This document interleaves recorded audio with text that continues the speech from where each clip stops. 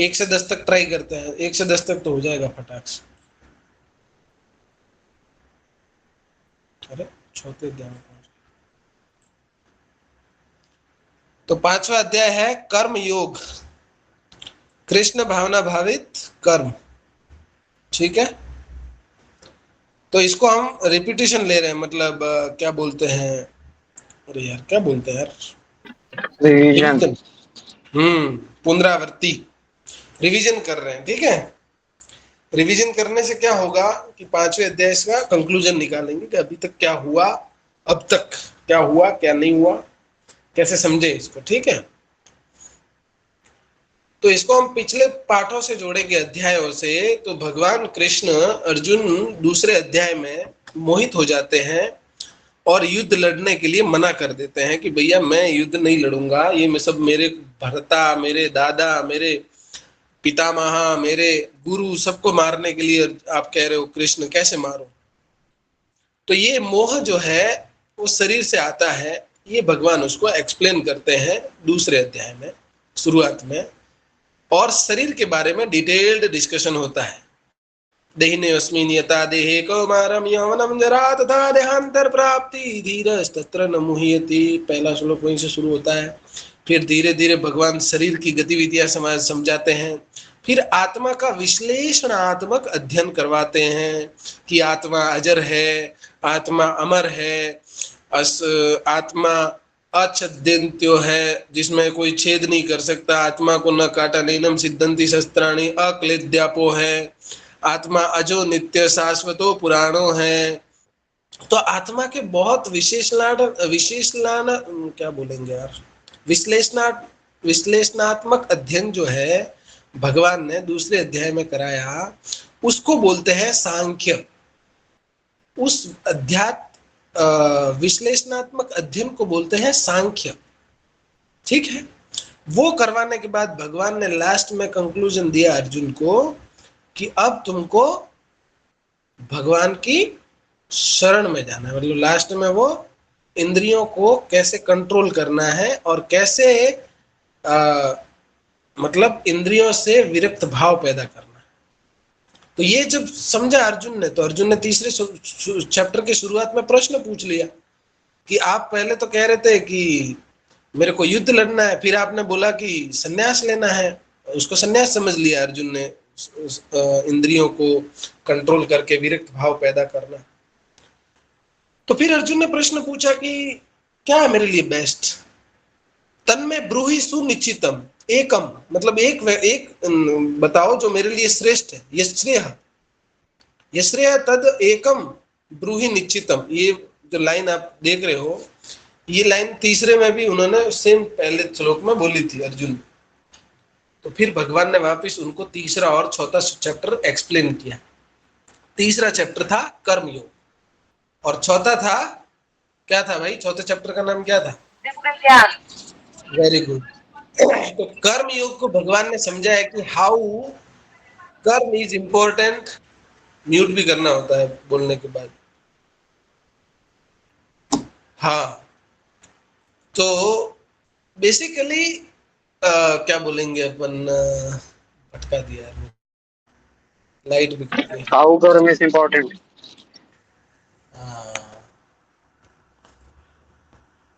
ठीक है, स्क्रीन चली गई होगी, आवाज आ रही है? आवाज, स्क्रीन चली गई, लाइट थोड़ी कट गई है इधर, वाईफाई कट गया है तो स्क्रीन चली गई है। लैपटॉप वाईफाई से कनेक्टेड है। ठीक है, तो आएगी तो वापस स्क्रीन आ जाएगी, तब तक हम लोग ऐसे ही समझते हैं। तो बेसिकली वॉइस में कोई दिक्कत हो तो बता देना। तो बेसिकली कर्म योग, कर्म को कैसे युक्त करना, वो कर्म योग में भगवान ने समझाया। भगवान ने वहां पे डिटेल डिस्कशन चालू किया। सबसे पहले फल्गु सन्यासी, फल्गु वैरागी को रिजेक्ट किया, जिसको बोलेंगे पोंगा पंडित। मतलब ऐसा कि कपड़े धारण करके सन्यासी बन जाता है, मन से सन्यासी बन जाता है, राग भय क्रोध के आवेश में आके सन्यासी बन जाता है, ऐसे सन्यास को भगवान ने वहां पे रिजेक्ट किया। फिर भगवान ने कर्म योग की महत्ता समझाई। फिर भगवान वापस दिव्य ज्ञान में आते आते चौथे चैप्टर में वापस एक्सप्लेन करने लगे कि कैसे तुमको सब कुछ मेरे को अर्पण करना है।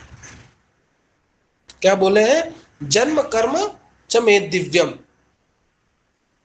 यो वेति तत्वतः, है ना।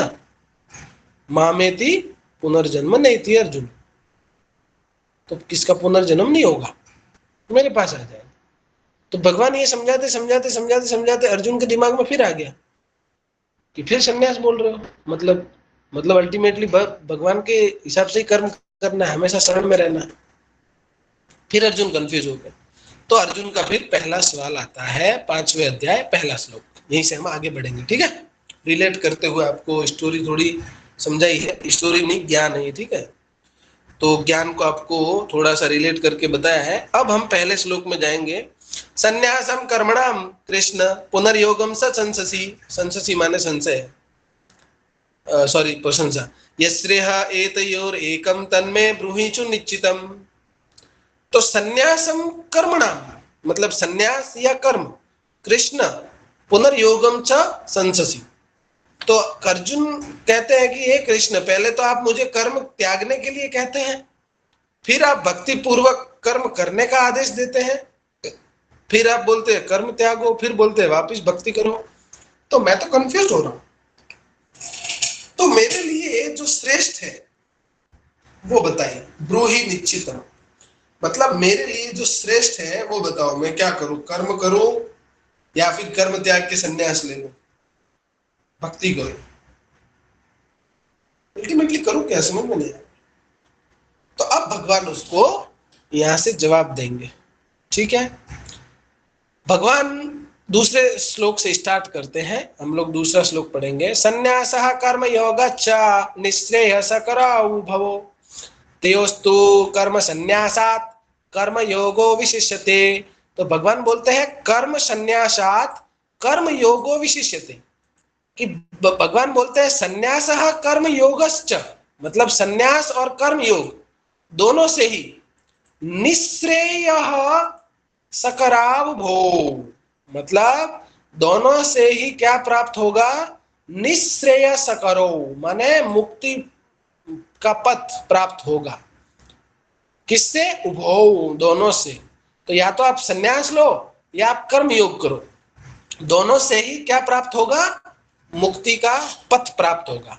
लेकिन तेयोस्तु, तू है किंतु, किंतु दोनों में से क्या, कर्म संन्यासात कर्म योगो विशिष्यते, कर्म और संन्यासात उन दोनों में से कर्म योगो विशिष्यते, कर्म योग क्या है, उत्तम है।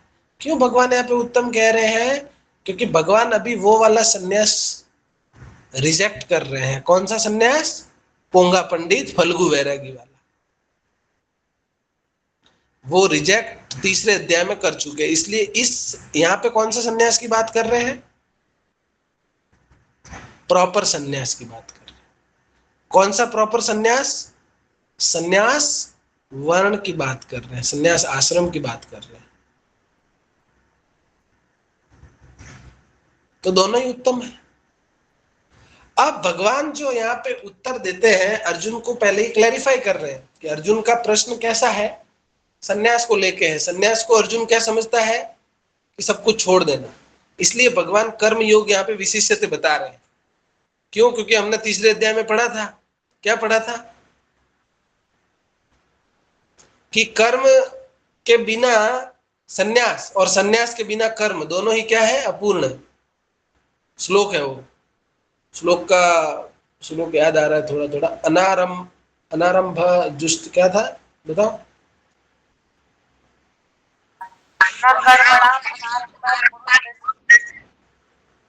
हाँ, ना कर्मणाम अनारंभ।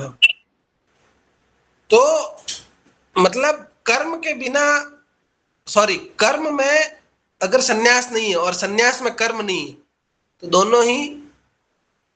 दोनों का रिजल्ट मतलब परफेक्ट नहीं मिलेगा।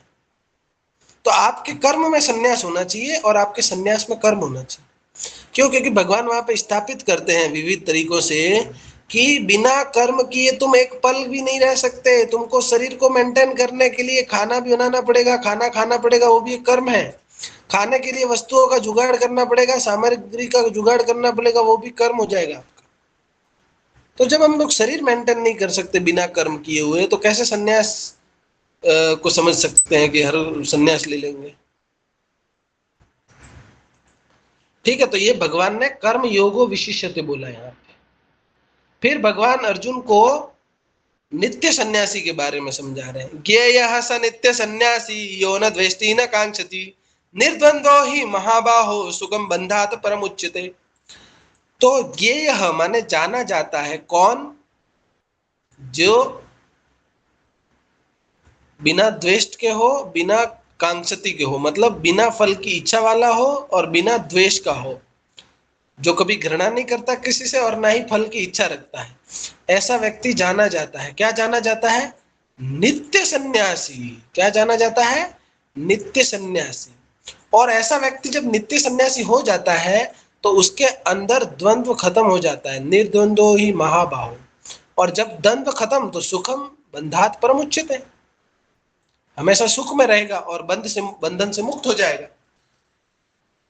बंधन से मुक्त हो जाएगा। परम उच्चते माने पूर्ण रूप से मुक्त हो जाता है। तो यही कल वाला श्लोक रिलेट कीजिए।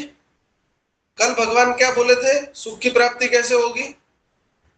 बताओ, कल का श्लोक बताओ भाई। कल घर में क्या सब्जी बनी थी, भूल गए ना? ऐसे श्लोक भी भूल गए। कल का श्लोक याद करो।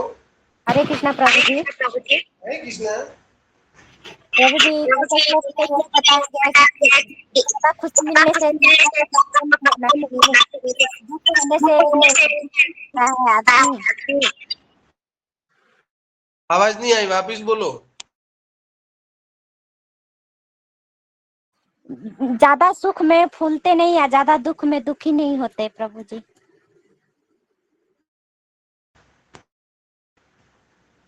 वो तो परसों का श्लोक था।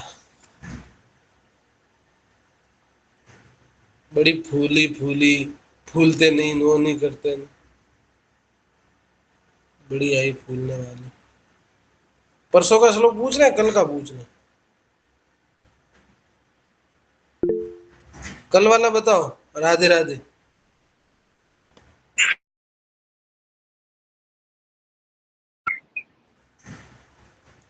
कल वाला पक्का यही था, स्थिर बुद्धि असम्मुढ़ हो। हाँ प्रभु जी, हाँ यही था। यही था प्रभु। पक्का?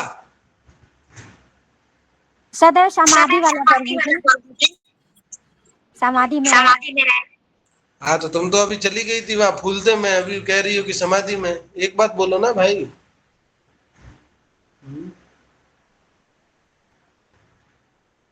दुष्ट हो सबके सब। एक कल का श्लोक याद नहीं रहता है।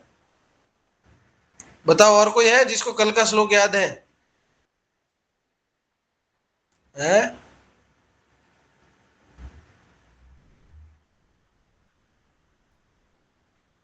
कल का श्लोक किसी को याद है?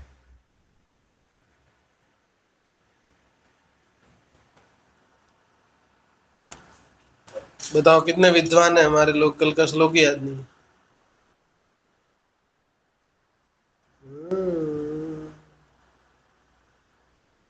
अरे भाई, कल का श्लोक यार बार बार बताया था। बाह्य स्पर्श से असक्त आत्मा विंदति आत्मनि यत् सुखम ब्रह्म योग युक्तात्मा सुखम अक्षयम अश्नुते। अक्षय के बारे में कितना समझाया, अक्षय तृतीया के बारे में, कि अक्षय का मतलब क्या है? जिसका क्षय नहीं होता, ऐसा सुख प्राप्त होगा।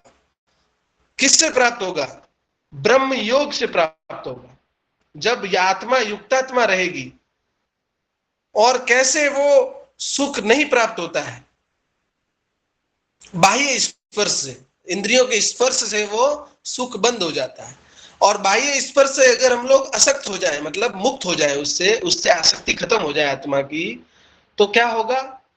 अक्षय सुख प्राप्त होगा। मुझे उस सुख का क्षय नहीं होगा। फूल रहे हैं, वो कर रहे हैं। और क्या बोला हमारा राधे राधे? क्या बोला? पता नहीं क्या बोला।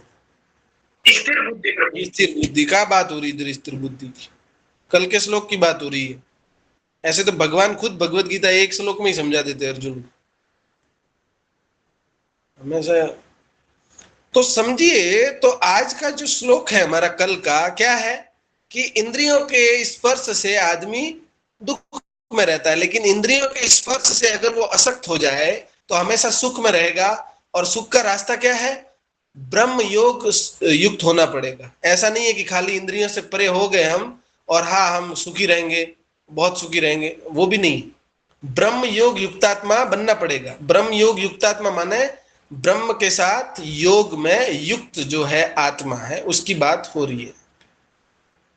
तो ये हम समझेंगे तभी जानेंगे। तो अजी जो 5.3 है उससे कैसे रिलेट करेंगे इसको? 5.4, सॉरी 4 है कि 3 है, एक मिनट।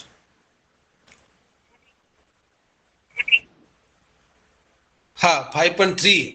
तो 3 में क्या बोला है कि ज्ञेय स नित्य सन्यासी यो न द्वेष्टि न कांक्षति निर्द्वंद्व ही महाभाव सुखम बंधात परमुच्यते। सुख की प्राप्ति कैसे होगी, बंधन से मुक्त कैसे होगा? जब वो द्वेष से रहित रहेगा और फल की आसक्ति से रहित रहेगा। तो फल की आसक्ति इंद्रियों से आ रही है, ये हमको पता है, तो कल वाले श्लोक से आप रिलेट कर सकते हैं। और नित्य सन्यासी कौन? जो द्वेष और फल की इच्छा से मुक्त रहे। और वही पैरेलली क्या करता है, आदमी को द्वंद्व से मुक्त रखता है। द्वंद्व हमेशा हमारे शरीर में रहता है, हमारे मन में हमेशा द्वंद्व रहता है, आपके भी मन में हमेशा द्वंद्व रहता है हर समय, करूं कि नहीं करूं। आज जैसे थोड़ा लेट हो गया है क्लास के लिए, 8:15 हो गई है। अच्छा आज तो लेट हो गया, आज तो प्रभु जी भी 10 मिनट में खत्म कर देंगे, तो क्लास ज्वाइन करूं कि नहीं करूं, करूं कि नहीं करूं। और छोटा द्वंद्व, फिर बड़ा द्वंद्व आता है, जाऊं कि नहीं जाऊं, जाऊं कि नहीं जाऊं, खाऊं कि नहीं खाऊं, सोऊं कि नहीं सोऊं, ऑफिस जाऊं कि नहीं जाऊं, छुट्टी में जाऊं कि नहीं जाऊं, कैंप में जाऊं कि नहीं जाऊं, मायापुर यात्रा में जाऊं कि नहीं जाऊं। द्वंद्व। तो ये जो द्वंद्व है, मायापुर यात्रा छोड़ो, कैंप छोड़ो, हरिनाम छोड़ो, लेकिन आदमी अपनी लाइफ में सबसे ज्यादा द्वंद्वी होता है। हर समय द्वंद्व होता है उसके साथ, इसलिए सुख नहीं रह पाता। तो अब भगवान यहाँ पे क्यों रिलेट कर रहे हैं? क्योंकि भगवान यहाँ पे सन्यासी को अभी आश्रम से हटा के सन्यासी को स्थापित कर रहे हैं एज अ क्या स्थापित कर रहे हैं बताइए? भगवान आश्रम से हट के बात कर रहे हैं। अभी अभी नित्य सन्यासी माने आश्रम तो हुआ नहीं। अब भगवान सन्यास के भाव को किसी भी जीव में, किसी भी वर्ण में, आश्रम में रहते हुए उसको स्थापित कर रहे हैं। मतलब ये क्या हो गया? ऑल टाइम सन्यास। आपने भले ही भगवा कपड़ा पहना है, कि पुलिस की वर्दी पहनी है, कि आपने कुछ भी पहना, लेकिन आप नित्य सन्यासी है। कैसे? जब आपके पास किसी के प्रति द्वेष नहीं होना चाहिए और किसी के फल की इच्छा की कामना नहीं होनी चाहिए। तो हर समय हम नित्य सन्यासी बन गए। अब अर्जुन को ये ऐसा क्यों समझा रहे हैं भगवान? क्योंकि अर्जुन बार बार जो भक्ति है उसको सन्यास आश्रम की तरफ मोड़ रहे थे। अब आगे फिर से अर्जुन का वो डाउट को इलाबोरेट करेगा, तब हमको क्लियरली समझ में आएगा। ठीक है, अब बढ़ेंगे 5.4 की तरफ। 5.4 क्या बोलते हैं? सांख्य योगो पृथक बालाः प्रवदन्ति न पंडिताः एकम अपि अस्थिताः संयोग भयो और विन्दते फलम। मतलब बाला माने अज्ञानी, मूर्ख। बाला बाला बाला आपको समझाया था, बाला माने बाल। हम लोग बाल नहीं बोलते कि बाल है, तो बालक है। तो बालक उसको क्यों बोलते हैं? क्योंकि वो बालक है, मतलब बालक में उतनी बुद्धि नहीं है, बालक मैच्योर नहीं होता है, इसलिए उसको बाल बोलते हैं हमारे यहाँ। बाल, बालक है नहीं, बाढ़, बाढ़ माने बालक है, बाढ़ बुद्धि है, इसलिए नाबालिग बोलते हैं। आपने देखा होगा, बालिग है कि नाबालिग है? तो अच्छा बालिग है, तो बालिग है तो उसकी सजा भी कम होती है, आपने देखा होगा। क्यों सजा कम होती है? क्योंकि उसने बहकावे में आके किया होगा, या फिर मूर्ख, मूर्ख है वो थोड़ा बहुत। तो हम लोग सब मूर्ख होते हैं 18 साल की उम्र तक। 18 साल के बाद मैच्योरिटी लेवल बढ़ता है हमारे अंदर। क्यों? क्योंकि बालक नहीं रहते, फिर नाबालिग बन जाते हैं। इसलिए बाला है, कौन है? बालक है। कौन है? जो पृथक पृथक देखता है, माने बालक जैसी बुद्धि है उसकी, मैच्योर बुद्धि नहीं है। ये यार कौन है, एक मिनट है।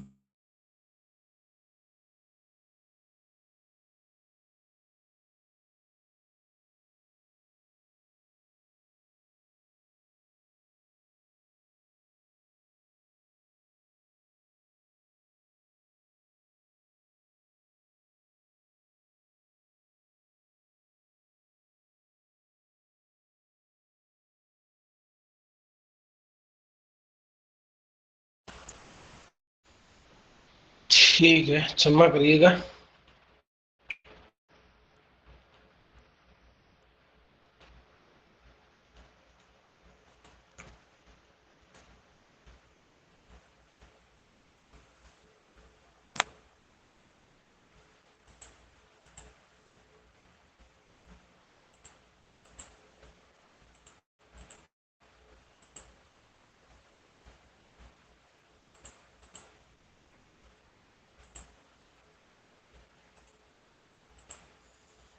हाँ, तो सांख्य योग पृथक बालाह प्रवदंती न पंडिता, तो बालक है वो।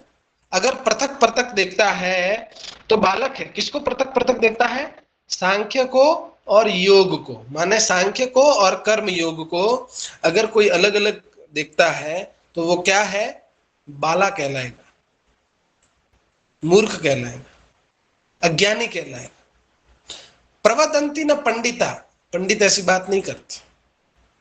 पंडित इसको भिन्न नहीं देखते हैं, सांख्य को और योग को, माने सांख्य योग को और कर्म योग को अलग अलग नहीं देखते। एकम अपि अस्थिताः, एक ही देखते हैं। तो कौन देखते हैं? कौन एक देखते हैं? पंडिता, पंडित, पंडित विद्वान जी।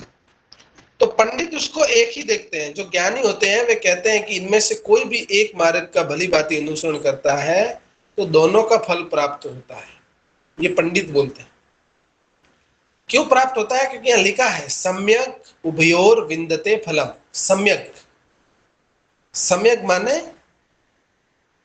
पूर्णतया, पूर्ण रूप से आपको दोनों का फल प्राप्त होगा अगर आप एक करते हो। तो प्रभुपाद ने इसको कैसे एक्सप्लेन किया था? प्रभुपाद ने एक्सप्लेन किया था पेड़ और जड़ को जानना और जड़ को पानी डालना। तो अगर आप जड़ को जान लेते हैं, बहुत सारी डिटेल स्टडी करते हैं, जैसे आयुर्वेदिक विज्ञान वाला सॉरी कृषि विभाग वाला हमारा वैज्ञानिक करता है, और एक गांव में किसान रहता है, उसको पता है कि इसको पानी चाहिए धान को, तो धान को पानी डालता है, उगाता है और फसल लेता है।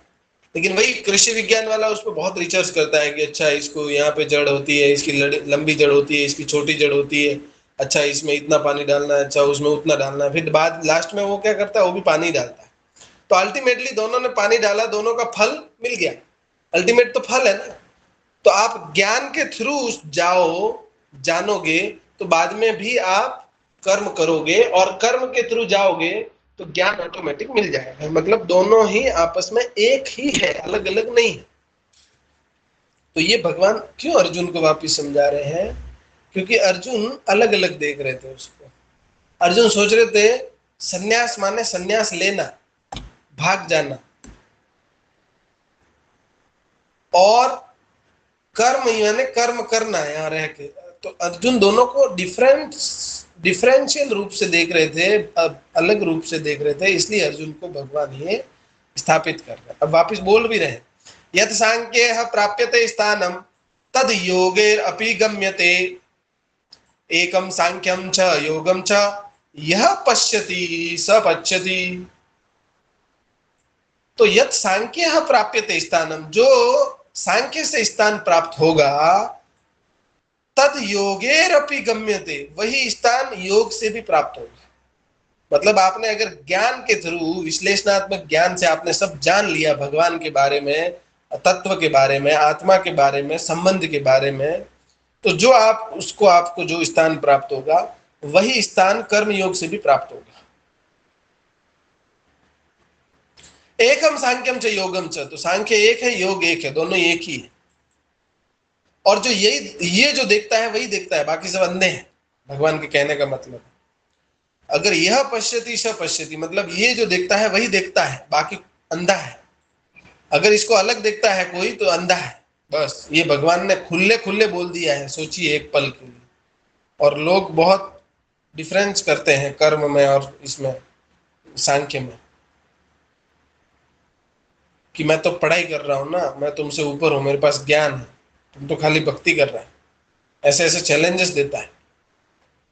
उधर भक्ति वाला ज्ञान वाले को चैलेंजेस देता है, अरे तुम्हें क्या पता है, भक्ति इंपॉर्टेंट है, मैं कर रहा हूं ना, तुम्हें ज्ञान वान कोई काम का नहीं है। लेकिन भगवान ने क्या बोला? एकम सांख्यम च योगम च, सांख्य और योग एक ही है दोनों। और जो यह देखता है वही देखता है, बाकी अंधा है। तो अगर हम डिफरेंस कर रहे हैं कर्म में और विश्लेषणात्मक अध्ययन में आत्मा का परमात्मा का, तो हम लोग अंधे हैं, डिफरेंस नहीं करना। अब भगवान ने दुख की प्राप्ति को बोला है। दुख की प्राप्ति को बोला है कि दुख किसको प्राप्त होता है। आपने बोला ना कि सुख सुख सुख सुख की बात हो रही है, तो हम लोग दुख की कामना तो नहीं करते हैं, लेकिन दुख की कामना हम कैसे करते हैं, इनडायरेक्टली समझिए। संन्यासस्तु महाबाहो दुखम आप्तुम अयोगतः योग युक्तो मुनिर्ब्रह्म न चीरेण अधिगच्छति। मतलब यहाँ पे भगवान कह रहे हैं संन्यासस्तु महाबाहो, संन्यासस्तु महाबाहो, कि आपने संन्यास आश्रम में, संन्यास आश्रम मतलब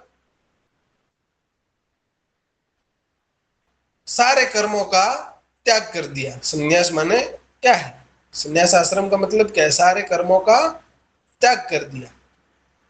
लेकिन आप अयोगतः, अयोगतः है माने योग है ही नहीं आपके पास, योग है ही नहीं। अभी हम लास्ट वाला श्लोक क्या पढ़ रहे थे, फिर से बताओ, अब तो बताओ, अभी आज भी बता दिया कल वाला श्लोक, बताओ लास्ट में क्या था। सुखम अक्षयम अश्नुते, कैसे प्राप्त होगा अक्षय सुख, लास्ट में क्या था। पहले था बाह्य स्पर्श से असक्त आत्मा, मतलब बाहरी स्पर्श से असक्त हो जाएगी आत्मा, तो विंदती विंदती यत सुखम, तो वो तो हो गया। लेकिन लास्ट में एक लाइन और है, बताओ कौन बताएगा, कैसे सुख प्राप्त होगा, जो मैं कल भी समझाया। बताओ, कोई तो बताओ। हरि बोल, कोई है, आवाज आ रही मेरी। हरि बोल, बताओ महाराज। सह ब्रह्म योग आत्मा सुखम ब्रह्म योग युक्तात्मा, ब्रह्म योग युक्तात्मा, ब्रह्म योग युक्तात्मा वहां पे इंपॉर्टेंट है। वहां पे पहले क्या बोला, बाह्य स्पर्श से असक्त आत्मा, मतलब बाह्य स्पर्श से असक्त होना। तो बाह्य स्पर्श से असक्त होना अल्टीमेटम नहीं है, वहां पे लास्ट लाइन लिखी है, ब्रह्म योग युक्तात्मा सुखम अक्षयम अश्नुते। तो ब्रह्म योग युक्त आत्मा इंपॉर्टेंट है, वहां पे ब्रह्म योग इंपॉर्टेंट है। तो वही भगवान यहाँ पे समझा रहे हैं कि आप अयोगतः है, दुखम आप तुम अयोगता, आपने सारा संन्यास ले लिया, सारे कर्मों का परित्याग कर लिया, आप जंगल में भी चले गए, लेकिन अगर आप अयोगतः है, मतलब योग नहीं है आपके पास ब्रह्म का, कृष्ण का, तो दुखम आप तुम, दुख ही प्राप्त होगा। तो हमारे दुख की प्राप्ति की हम कामना कैसे करते हैं, हम बहुत कुछ त्याग देते हैं, हम बीड़ी छोड़ देंगे, दारू छोड़ देंगे, डेली रूटीन सही बनाएंगे, आज सुबह 4 बजे उठूंगी, जिम जाऊंगी, दौड़ने जाऊंगा, क्रिकेट खेलने जाऊंगा, और डेली रजोगुण भर भर के उत्पन्न होता है, और हम लोग डेली लाइफ पे फोकस करते हैं। Yes yes, study hard, yes, do your duty nicely, yes. Bhagavad Gita भी यही सिखाती है। बाद में सुसाइड, क्यों, क्योंकि परेशान हो गया काम कर करके, डेली रूटीन फॉलो कर करके। क्यों दुख की प्राप्ति हुई उसको, क्योंकि उसमें योग नहीं है, अयोगतः। कितना भी आप संन्यास ले लो, कितना भी आप ट्रेंड हो जाओ लाइफ में, लेकिन अगर आप अयोगतः है, आपके पास योग नहीं है भगवान का, तो आप कितना भी परफेक्ट कर्म कर लो, दुख की ही प्राप्ति होगी। ये इंपॉर्टेंट है यहाँ पे। क्यों, क्योंकि वहां लिखा हुआ है वापिस 5.22 या 21 जो हम कल देख रहे थे, ब्रह्म योग युक्ता सुखम अक्षयम अश्नुते। तो अब नेक्स्ट, योग युक्त मुनिर ब्रह्म न चीरेण अधिगच्छति। तो जो योग युक्त होता है वो मुनिर होता है। मुनि माने क्या होता है, जो मन से जीता हुआ है, मुनि। और मन से जीत के क्या करता है, मन को ब्रह्म में लगाता है, इसलिए मुनिर ब्रह्म। तो योग युक्त है इसलिए वो क्या है, न चीरे न अधिगच्छति। न चीरे न माने तुरंत, बिना देर के, चीरे न माने देर के, बिना देर के, अधिगच्छति प्राप्त करता है क्या, सुख। कैसे सुख प्राप्त करके, क्योंकि ब्रह्म को प्राप्त करता है। और ब्रह्म योग युक्तात्मा है तो सुखम अक्षयम अश्नुते, जो आज वाले श्लोक में भी हम कल वाले में देखा हमने। ठीक है, आगे बढ़ते हैं। फिर भगवान क्या बताते हैं, फिर भगवान बताते हैं योग युक्त जो आदमी है, जो आत्मा है, उसका योग युक्त होना कैसे होता है वो समझा। ठीक है, अब भगवान जो अर्जुन जो पूछ रहे हैं कि what is better for me, कर्म योग और संन्यास, तो भगवान अब देखिए लाइन बाय लाइन किस पे आ रहे हैं, वापिस किस पे आ रहे हैं, ध्यान दीजिए, बताइए किस पे आ रहे हैं, कौन बताएगा। भगवान वापिस किस पे आ रहे हैं, किस पे आ रहे हैं भगवान वापिस, बताओ।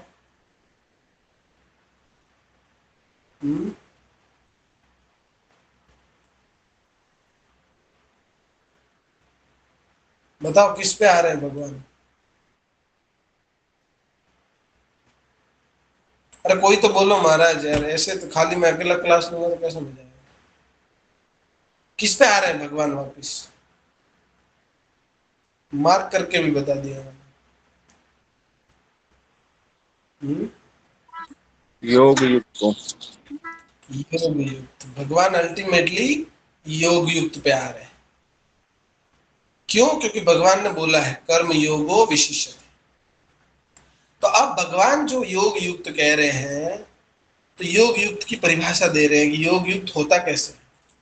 विशुद्ध आत्मा, विजित आत्मा, जितेंद्रिय। 4 लाइनें याद रखिएगा, 4 शब्द, विशुद्ध आत्मा, विजित आत्मा, जितेंद्रिय। तो प्रभुपाद बताते हैं कि आत्मा, जब भगवान आत्मा को रिप्रेजेंट करते हैं तो कभी कभी शरीर को रिप्रेजेंट करते हैं, कभी मन को, कभी आत्मा सेल्फ। तो यहाँ पे जो विशुद्ध आत्मा है इसका मतलब है शुद्ध आत्मा, सेल्फ। और विजित आत्मा का मतलब है जो आत्मा विजयी है, मतलब मन से जिसने जीत लिया। और जितेंद्रिय माने जिसने इंद्रियों को जीत लिया। तो अल्टीमेटली योग युक्त कैसे हुआ, जो इंद्रियों को जीता हुआ है, जो मन को जीता हुआ है, और जो विशुद्ध आत्मा,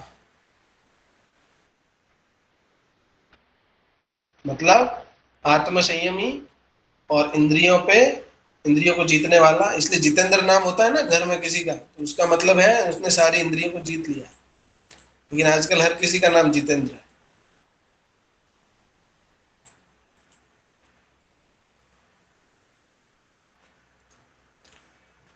तो अब ये जो योग युक्त की परिभाषा है वो ये है कि योग युक्त होता कैसे, विजित आत्मा और जितेंद्रिय से। अगर आपने जितेंद्रिय कर लिया और आप योग युक्त नहीं है तो आप विशुद्ध आत्मा नहीं है और ना ही आप विजित आत्मा। तो खाली जितेंद्रिय हम लोग नहीं रह सकते, जितेंद्रिय होने के साथ साथ योग युक्त होने पड़ेंगे। और योग युक्त होगा तो ऑटोमेटिकली वो जितेंद्रिय होगा। सर्वभूतात्मा भूतात्मा कुर्वन्नपि न लिप्यते। सर्वभूतात्मा भूतात्मा माने सबका प्रिय है और सब उसको प्रिय है। कुर्वन्नपि न लिप्यते, तो ऐसा व्यक्ति कर्म करता भी है फिर भी लिपटता नहीं है, मतलब बंधन में नहीं बंधता। क्यों नहीं बंधता है बंधन में, क्यों, क्योंकि बंधात परम उच्यते, बंधन से मुक्त हो जाता है।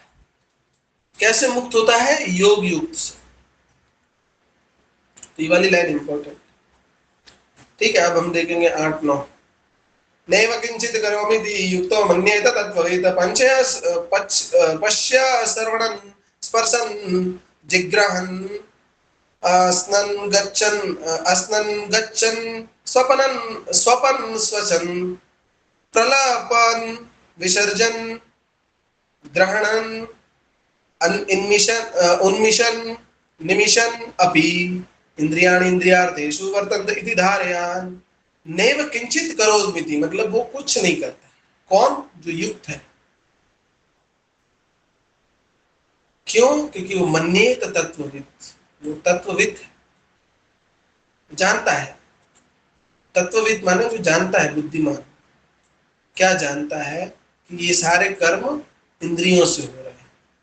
पश्यन देखना, श्रवणन सुनना, स्पर्श करना, जिग्रहन, अश्नन गच्छन आना जाना, स्वपन स्वप्न, श्वसन श्वास लेना, फिर प्रलपन आदान प्रदान किसका, बातों का, विसर्जन ग्रहणन प्राप्त करना देना, उन्मिशन निमिशन।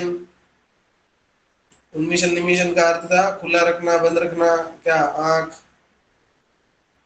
है ना, माने। तो बेसिकली भगवान बता रहे हैं कि दिव्य भावना वृत्त युक्त पुरुष देखते सुनते स्पर्श करते सूंघते खाते चलते फिरते सोते श्वास लेते, अपने घर के अंदर जाते बाहर जाते अंदर, सदैव यही जानता है कि वास्तव में वह कुछ भी नहीं करता। क्यों? क्योंकि बोलते त्यागते ग्रहण करते देखते खोलते आंखें बंद करते ये करते वो करते, वह जानता है। क्या जानता है?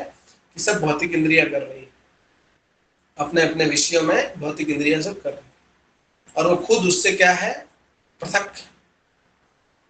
तो अगर इसको पृथक करके देखता है तो वो बाला नहीं है, लेकिन योग को पृथक करके देखता है तो बाला है, बालक। लेकिन इसको पृथक करके देखता है तो वो नाबालिग है, मतलब समझदार है। तो किसको पृथक करके देखना है किसको नहीं देखना इंपॉर्टेंट है।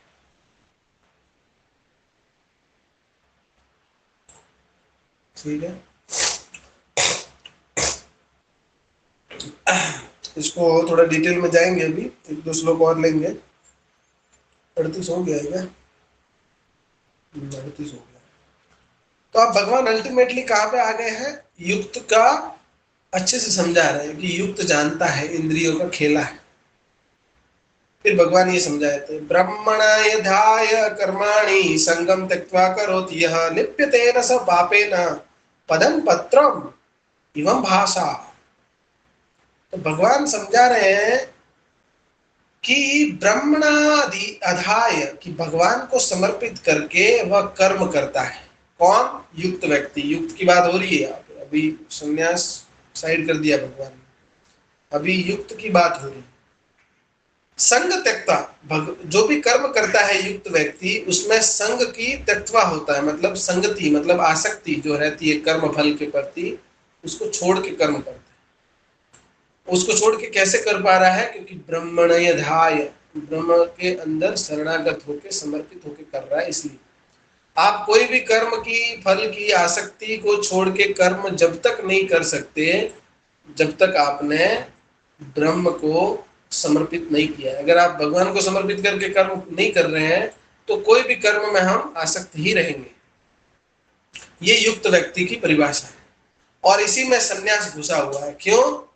क्योंकि नित्य सन्यासी, ज्ञेय स नित्य सन्यासी न द्वेष्टि न कांक्षति। न कांक्षति यहाँ पे इंपॉर्टेंट है। तो भगवान अब सन्यास को कर्म के अंदर घुसा रहे हैं धीरे धीरे। देखिए, संगम त्यक्त्वा माने वापिस वहीं पे जाइए, न द्वेष्टि न कांक्षति ज्ञेय स नित्य सन्यासी। तो नित्य सन्यासी कौन हुआ? जो हमेशा संगति से मुक्त रहता है, फल की आसक्ति से। कैसे हो पाएगा? ब्रह्मणि अधाय, भगवान को समर्पित कर। तो ऐसा व्यक्ति पाप से लिपटता नहीं है, पाप उसको प्राप्त नहीं होता। लिप्यते न स पापेन। किस प्रकार? जिस प्रकार पद्म पत्र कीचड़ में खिलते हुए भी उस कीचड़ को स्पर्श नहीं करता है, या पानी को बोल दो। तो पद्म पत्र, आप देखा होगा पद्म पत्र पानी में खिलता है, लेकिन पानी का स्पर्श नहीं रहता उस पर। तो उसी तरह हम पाप फल का कोई स्पर्श हमारे साथ नहीं रहेगा। अगर हम सारा कर्म भगवान के शरणागति में फल की आसक्ति छोड़कर करते हैं तो उसके आगे भगवान यही कंटिन्यू करते हैं। कैसे कर पाएगा भैया बताओ? तो ऐसे कर पाएगा, कायेन मनसा बुद्धिया केवलेर इंद्रियैरपि योगिनः कर्म कुर्वन्ति संगम त्यक्त्वा आत्मशुद्ध्यते। तो कैसे करेगा? काया से, शरीर से, मन से, बुद्धि से, और केवलेर इंद्रियेरपि, इंद्रियों से भी, अपि मैंने भी। तो आदमी कैसे ब्रह्माणी अधाय कर्म करेगा, कैसे शुद्ध रहेगा? तो वो ऐसे रहेगा, काया से, मन से, बुद्धि से। अगर हमने काया से सब कुछ कर लिया, धाम में चले गए, घूमने चले गए, और फिर धाम में चले गए घूमने, फिर कुंभ में भी डुबकी लगा ली, सब कुछ कर लिया, लेकिन मन में हमारा कोई भाव नहीं, तो फिर क्या फायदा? तो इसलिए कायेन मनसा, अब बुद्धि भी इंपॉर्टेंट है। आपने वृंदावन चले गए, कुंभ में डुबकी मार ली, अयोध्या चले गए, लेकिन बुद्धि कहाँ पे लगी हुई है? भोग प्रवृत्ति में, इंद्रियों के साथ, तो फिर क्या फायदा? इसलिए भगवान बोलते हैं कायेन मनसा बुद्धिया केवलेर इंद्रियेरपि, मतलब योगी जन आसक्ति रहित होकर, कैसे आसक्ति रहित होते हैं? शरीर से, मन से, बुद्धि से, इंद्रियों से। कैसे? कि उनका जो इनसे कर्म होता है, वो इनसे कर्म सिर्फ एक ही चीज के लिए होता है। योगी न कर्म कुर्वन्ति संगम त्यक्त्वा आत्मशुद्धि, आत्मशुद्धि के लिए वो इसका इस्तेमाल करते हैं, शरीर का, मन का, बुद्धि का और इंद्रियों का। लेकिन हम लोग कैसे इस्तेमाल करते हैं? हम शरीर का इस्तेमाल करते हैं कि हाँ भाई आज मन हो गया है, चलो आज धाम में घूम के आ जाते हैं, चलो आज मन हुआ है, आज चलो दिल्ली में थोड़ा घूम के आते हैं, बीड़ी पी के आते हैं, चलो आज बुद्धि थोड़ी स्ट्रांग हुई है, भगवत गीता सुनी थी आज, चलो आज तो मैं सारा सब कुछ त्याग दूंगा, लेकिन शाम को सो जाऊंगा। तो वो तो फायदा क्या हुआ? तो हमको शरीर से, शरीर के साथ मन से, मन के साथ बुद्धि से और इंद्रियों से, चारों से हमको शुद्धि के लिए कर्म करना पड़ेगा। तो शुद्धि क्या है? शारीरिक शुद्धि क्या है, मन की शुद्धि क्या है, ये अलग अलग डिटेल में डिस्कशन करेंगे हम।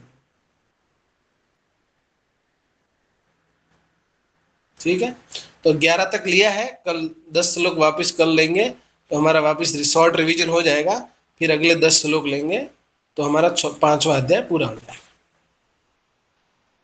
तो इसमें जो आप कह रहे थे ना कि ये शरीर, मन, बुद्धि, इंद्रियों के द्वारा कैसे हम शुद्धि के लिए कर्म कर सकते हैं, तो हमको कर्म करने के लिए जैसे आपको कल बताया था ABCD को फॉलो करना है। A for association, B for book reading, C for chanting, D for diet. अभी हमको डेली प्रसाद ग्रहण करना है शरीर से, ये शरीर की शुद्धि हो रही है। सोचिए एक बार, अगर हम शरीर से डेली आहार लेते हैं प्रसादम का, तो शरीर की शुद्धि हो रही है। दूसरा, इस शरीर को धाम की यात्रा में लगाना है। कैसे? यात्रा में। ऐसा नहीं कि मेरा मन हुआ मैं वृंदावन चला गया, मेरा मन हुआ मैं मायापुर चला गया, मेरा मन हुआ मैं केदारनाथ चला गया, नहीं। ये आपको कल भी बताया था, ये सिर्फ कौवे के समान है। शास्त्र बोलते हैं कौवा कैसे ऊपर आता है और चला जाता है, उसके समान। हमको अगर परफेक्टली धाम में जाना है तो यात्रा में जाना है, भक्तों के साथ जाना है। वहां पे हमको उस धाम के एक एक पल, एक एक घटना के बारे में उन भक्तों से सुनना है, जो भक्त वहां पे रह रहे हैं और उन्होंने धाम को जाना है। तो अभी हम जो मायापुर यात्रा ले जा रहे हैं, उसमें हम भक्तों से जानेंगे वहां पे महाप्रभु कैसे आए, क्या किया। ये धाम क्यों इंपॉर्टेंट है, धाम का महत्व जानेंगे। हम लोग धाम में जाके धाम के अपराध करते हैं 10, हमको पता ही नहीं रहता, मन से, बुद्धि से हम अपराध कर लेते हैं। क्यों? क्योंकि हम शरीर से सोचते हैं उस समय। तो इसलिए यात्रा हमेशा, एसोसिएशन माने यात्रा, हर समय भक्तों की संगति में रहना, अकेले नहीं रहना। हमेशा हम लोग अकेले रहने की कोशिश करते हैं, हमेशा अकेले भागने की कोशिश करते हैं। जैसे आपको बोलते हैं क्लास में आओ, तो आप लोग 1 दिन आते हैं, 4 दिन नहीं आते, 2 दिन आते हैं, फिर 3 दिन नहीं आते। तो एसोसिएशन शरीर से रखना पड़ेगा। तो हमेशा भक्तों की संगति, क्लास में रेगुलर रहना।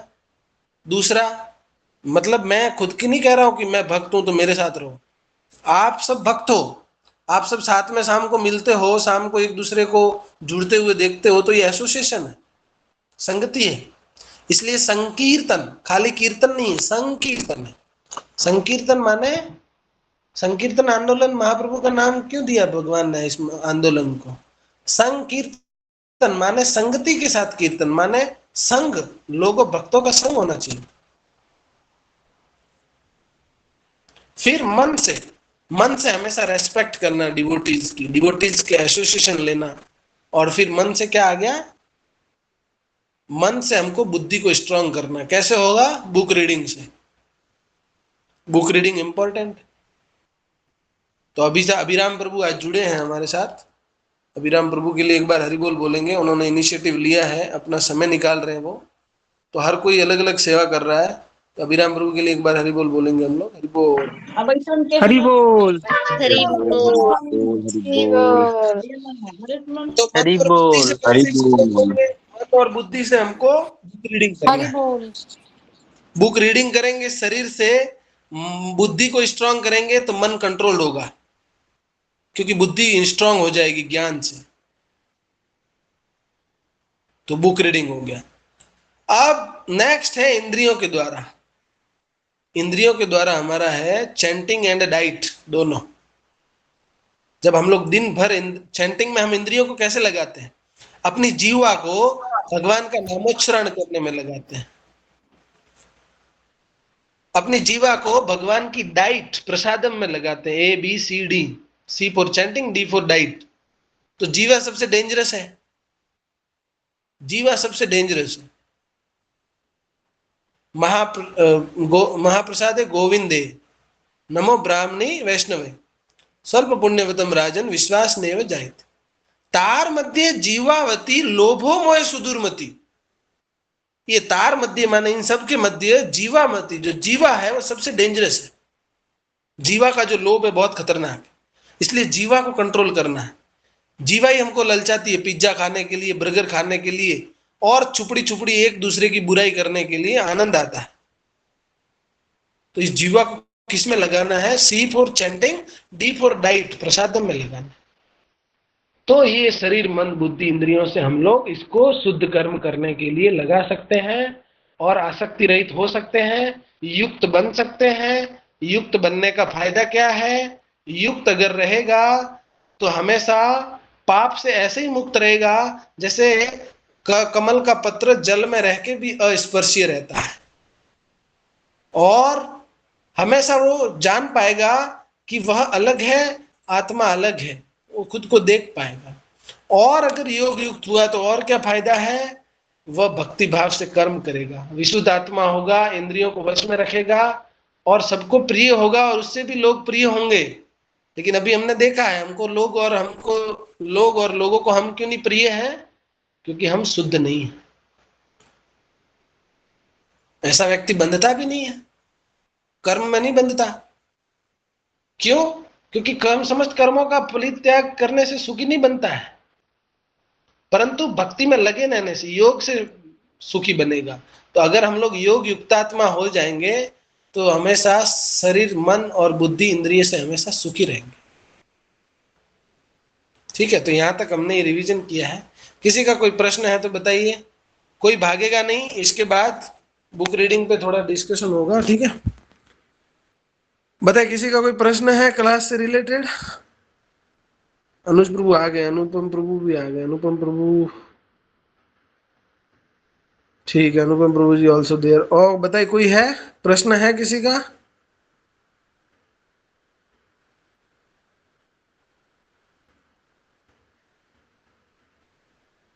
चलिए नहीं है, बताइए। अभिराम प्रभु, अनुपम प्रभु।